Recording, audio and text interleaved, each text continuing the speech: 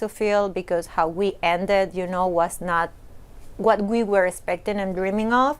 But regardless, very difficult. And on top of that, it actually triggered my alopecia, which is something that The woman this fandom spent years calling a gold digger just got ordered by a Michigan court to pay her ex-husband $20,000. Not Gino paying Jasmine.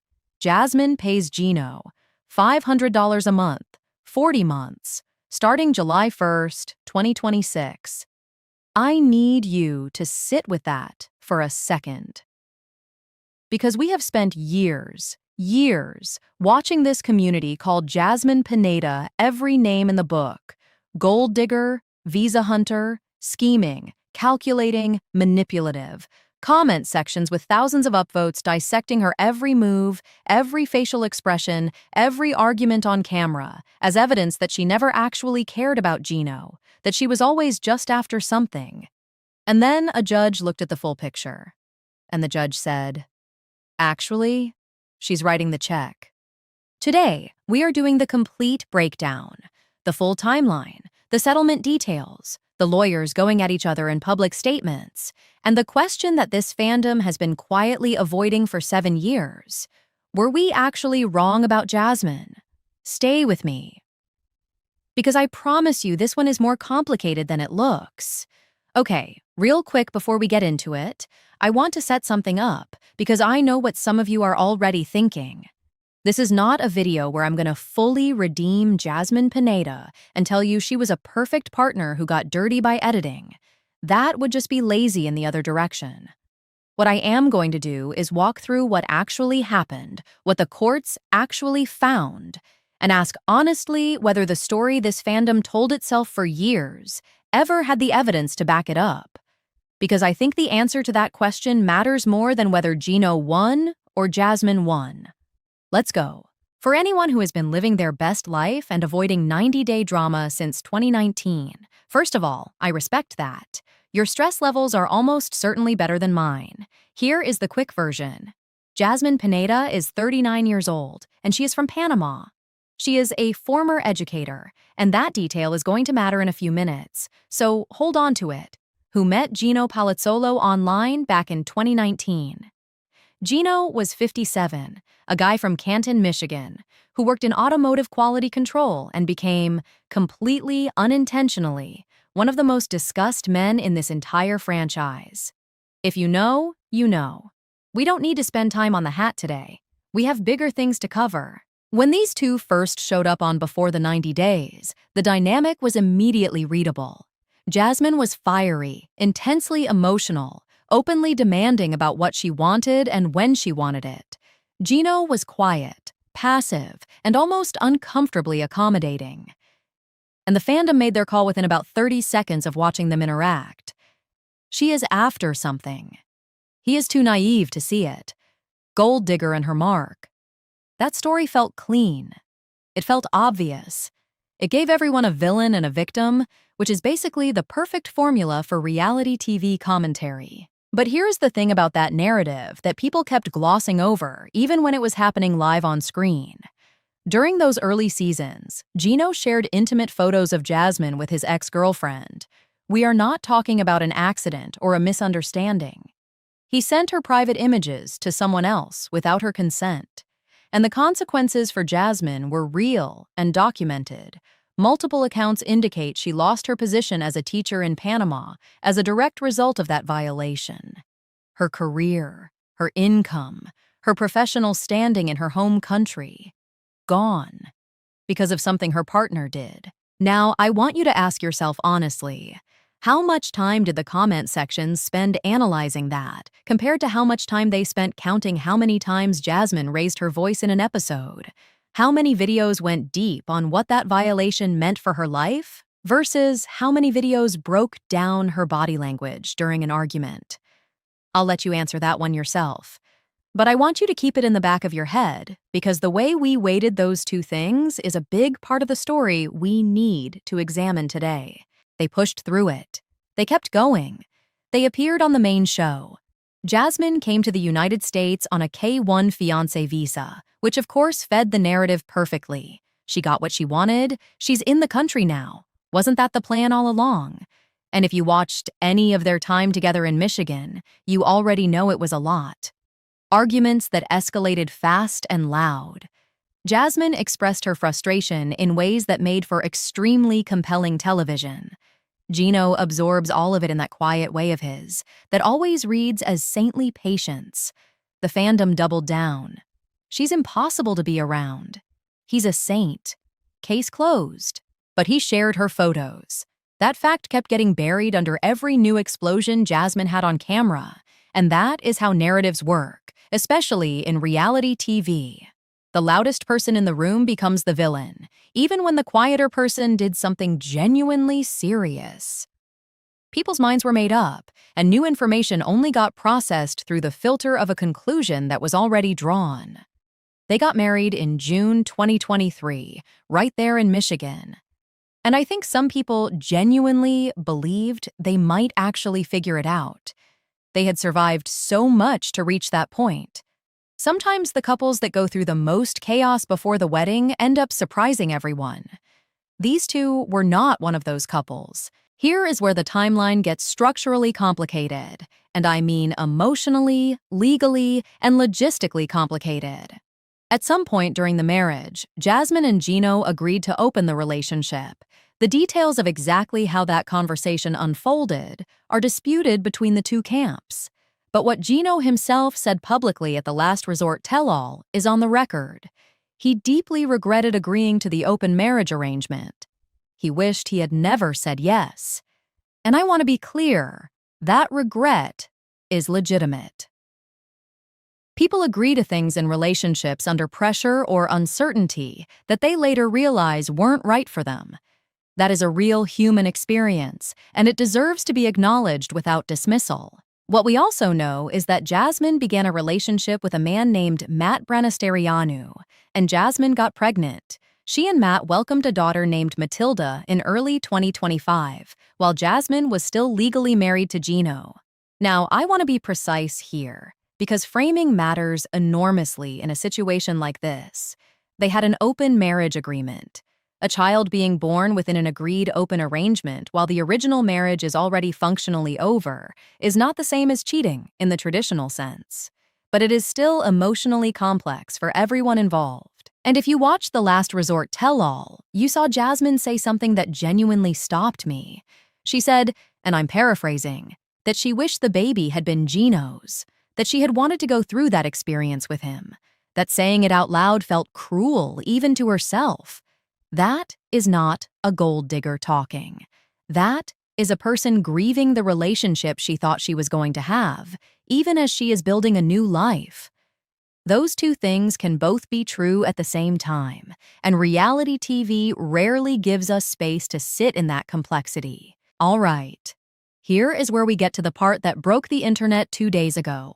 Per court documents obtained by Us Weekly, Jasmine and Gino officially separated on April 22, 2024. Gino filed for divorce in Michigan in July 2025. Jasmine then filed for divorce in Florida in August 2025. Two separate filings in two different states, which created a notably more contentious legal process than a clean split would have been. Gino's team later pointed to Jasmine's Florida filing as an attempt to gain a procedural advantage, an accusation that Jasmine's side disputes. On June 26, 2026, the divorce was finalized in Michigan. And here is exactly what the settlement says. Jasmine will pay Gino $20,000 in spousal support, $500 per month for 40 months. The payments begin July 1, 2026. In terms of property, Gino retains the Canton, Michigan home. Jasmine keeps the Dunedin, Florida property. Both parties hold on to their own personal belongings, clothing, jewelry, furniture in their respective homes. And Gino gets the 2015 Ford Explorer. So let's actually look at this on paper. The woman who the entire fandom was convinced came to Michigan to take Gino's money is now sending him a check every month for the next 3.5 years. I know. Take a breath. Gino's legal team did not hold back about how they felt this landed. His attorney stated that Jasmine had sought financial terms she was not entitled to, and that when Gino held his position through the legal process, she ended up paying him. His representative called the outcome a resolution firmly in Gino's favor, saying he now has the legal clarity he had been waiting for. The message from Gino's camp was pointed and deliberate. She came for money, and she left paying it. And look, I get it. If you have been on Team Gino since the first episode, that statement sounds like a perfectly satisfying ending. It is the exact ending you would have written 7 years ago if someone asked you to predict how this story closes. But here is what happened literally one day after that statement dropped, and this is the part of the story that is still actively unfolding as we speak. Jasmine's team responded, and they came in swinging. Her attorney put out a statement saying that his client had endured years of false and damaging public accusations, and that despite the legal process concluding, those attacks had not stopped. A formal cease and desist has been issued. Her legal team stated they are fully prepared to pursue additional legal action if defamatory statements continue. This is not just PR posturing. Jasmine's side is signaling they intend to actively push back on anyone who keeps the gold digger narrative going now that the legal chapter is closed. And then Jasmine's manager issued a statement that I think is genuinely the most interesting piece of this entire news cycle. The argument her team is making is essentially this. For years, the loudest public claim about Jasmine was that she pursued Gino for financial gain. And now, the legal outcome is that Jasmine is the one making financial payments to Gino. Her manager framed this as the settlement directly contradicting the gold digger accusation at its core, and argued that this context had not been part of the public conversation until now. And that is where I want to spend some real time. Because this is the most honest conversation this community can have right now. Does paying spousal support prove that you were never interested in someone's money? Not in any clean, logical sense. You can have complicated motives in a relationship and still end up in a position where a court orders you to pay your ex. Those things are not mutually exclusive. But here is the question I want to ask, and I mean it. I want you to sit with this honestly before you type your first response. What was the actual evidence for the gold digger claim? Not the vibe, not the editing choices, not the way Jasmine's emotions landed on camera. What was the concrete, specific evidence that she married Gino as a financial scheme? Because from what I can identify from 7 years of this franchise, she pushed hard for the relationship to progress, which fits the narrative. She was demanding and difficult to be around in the way it was presented on the show, which definitely fits the narrative. She was vocal and emotionally intense in ways that made for great television, which also fits the narrative. But none of those things are actually evidence of calculated financial predation. They are evidence of a turbulent personality in a turbulent relationship. Meanwhile, she lost her career because of something Gino did. She relocated to a country where she had no independent income, no professional network, and no support system outside of him. She went through years of a volatile, publicly scrutinized relationship while being one of the most mocked people in the franchise's comment sections. She entered an open marriage arrangement that caused real pain and produced a child that emotionally complicated everything. And at the end of it, when the courts had the full picture and the lawyers had all the documents, the outcome was not that she had extracted anything from him. It was that she owed him money. That is not the story of a successful gold digger.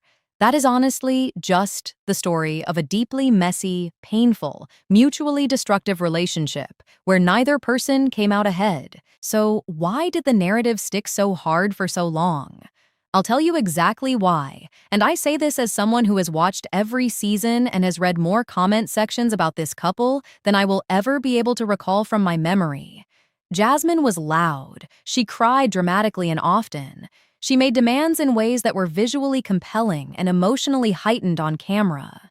In every scene that involved conflict, she was the one whose face you were watching, whose voice filled the room, whose emotions spilled out of every frame. And in the storytelling shorthand of reality television, and of social media commentary about reality television, the person who is loudest and most visibly emotional is almost always cast as the aggressor. regardless of context, regardless of what started the conflict, regardless of what was being done to them when the cameras were not rolling. Gino cried quietly in confessionals. He seemed genuinely baffled and worn down. He said less, reacted less visibly, and occupied less emotional space in the frame. And quiet sadness reads as innocence on camera, even when it is not the full picture. This community picked a side early. And then, this is the part that I think deserves a real reckoning. They defended that side through everything. Through the photo leak. Through the tell-all confession that did not sound like someone who had been running a scheme. Through every piece of evidence that this situation was more layered than a simple villain and a victim. Because updating your read feels like losing. And in spaces built around shared takes and team allegiances, losing the narrative argument can feel weirdly personal. So here is where I land. Legally, Gino won this divorce.